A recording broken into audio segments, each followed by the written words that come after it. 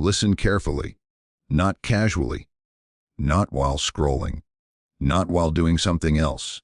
Give these moments your attention, not because these words are special in themselves, but because reminders only benefit hearts that are willing to listen. Allah tells us that reminders help those who reflect. And right now you are listening. That alone is meaningful. Let me ask you something quietly. You don't need to answer out loud. Just be honest inside your heart. Do you secretly feel that Allah is disappointed in you? You don't say it publicly. You don't post about it. You don't admit it to anyone. But deep inside, the thought appears.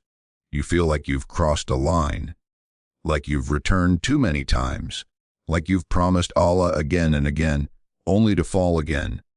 And now you wonder, is Allah tired of forgiving me? This thought is heavier than people admit. It sits in the chest. It follows you into prayer. It whispers when you raise your hands in dua. It makes you hesitate before repenting again. And slowly, it creates distance, not because Allah pushed you away, but because you began to pull back out of shame. Understand something important. If Allah had truly abandoned you, you would not care anymore. You would not feel guilt. You would not feel discomfort. You would not feel regret. A heart that is abandoned feels nothing. The pain you feel is not evidence of rejection. It is evidence of life. This heaviness you carry, this guilt that refuses to disappear, this discomfort that interrupts your peace, it is not punishment by default. Very often, it is mercy. It is a sign that your heart is still sensitive, still responsive, still capable of return. Allah does not continue calling hearts He has abandoned. Now let's expose the lie clearly. The lie is not that you sinned. Everyone sins. The lie is this thought: Allah is disappointed in me. That sentence did not come from Allah. It came from Shaitan. Shaitan does not need to stop you from praying. He only needs to convince you that your prayer no longer matters. He does not need to stop you from repenting. He only needs to whisper, "What's the point? You'll fail again." This is how despair works. It disguises itself as realism. It sounds logical. It sounds mature. But in reality, it is one of the most dangerous spiritual traps. Allah warns against despair for a reason. Because despair is not humility. It is mistrust in Allah's mercy. Understand this difference carefully. Allah's response to sin is not like human response. Humans forgive with limits. Humans get tired. Humans remember past mistakes. Allah does not forgive the way humans forgive. Allah forgives completely. Allah forgives repeatedly. Allah forgives without counting.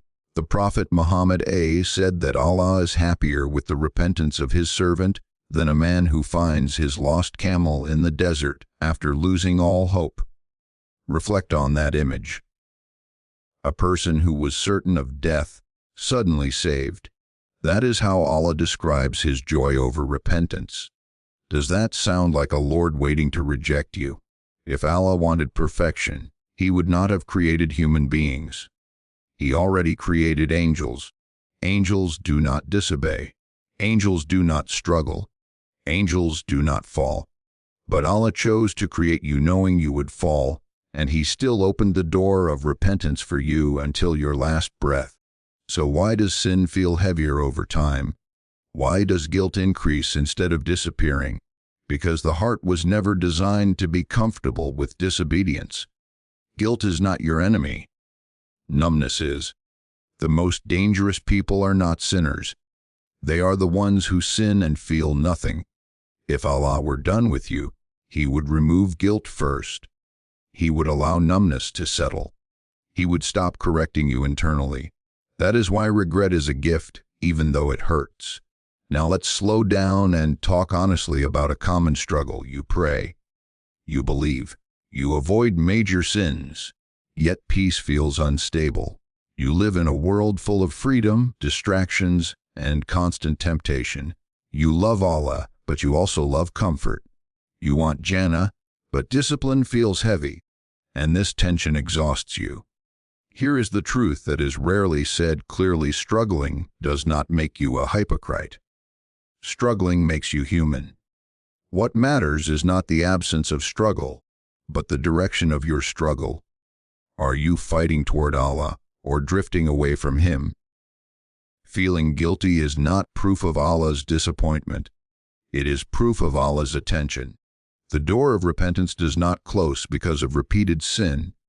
It closes when a person stops returning. But listen carefully. Guilt should lead to return, not paralysis. Shaitan wants guilt to freeze you. Allah wants regret to move you. There is a difference between sincere regret and destructive shame. Sincere regret brings you back to Allah. Destructive shame convinces you to stay away. Be careful of delay. When repentance is delayed, hearts harden. When guilt is ignored, numbness grows. Allah sends reminders in stages: awareness, discomfort, obstacles, wake-up calls. Silence comes last. Silence is not peace. Silence is abandonment. And silence is what you should fear, not guilt. This reminder is not asking you to be perfect. Allah never asked that. He is asking you to be honest. One sincere return is worth more than 1,000 empty promises. You do not need a dramatic transformation today. You need a sincere step back. Understand this well: Allah does not hate repeat sinners. He hates arrogance. He hates when people stop returning. As long as a servant returns with humility, Allah receives them, no matter how many times it takes. But now comes the question that decides everything. What will you do with this reminder? Will it soften you, or will it pass through you? Will it move you, or will it be forgotten? Do something simple, but sincere. Turn to Allah quietly. Admit your weakness. Admit your struggle. Admit your need. Do not negotiate. Do not justify. Just return. Say in your heart sincerely, "O Allah, I return to you. I am weak without you. Do not leave me to myself. Accept me, guide me, and help me change." Allah hears what is whispered. He knows what is hidden. He does not tire of forgiving. He does not grow impatient. And He does not turn away a heart that turns toward Him sincerely. May Allah soften our hearts, protect us from despair, keep the doors of repentance open for us, and never allow Shaitan to convince us that we are too far gone. And may He guide us back to Him again and again until our final breath.